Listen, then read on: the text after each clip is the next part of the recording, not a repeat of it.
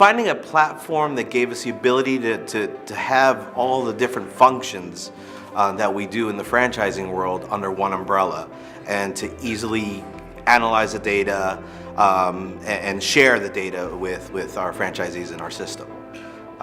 So that was one of the biggest challenges prior to a global umbrella system like FranConnect offers. So my evolution with FranConnect is a very, very long evolution.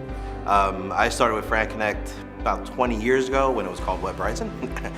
So we've evolved with all the different facets and changes and updates that FranConnect has offered over the years.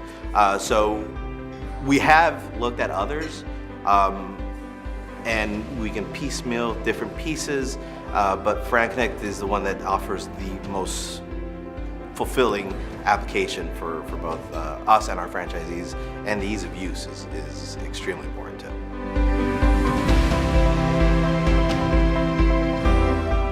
Again, we are a legacy, original legacy user, so we had a lot of customization, so moving to Sky was a pretty big deal for us.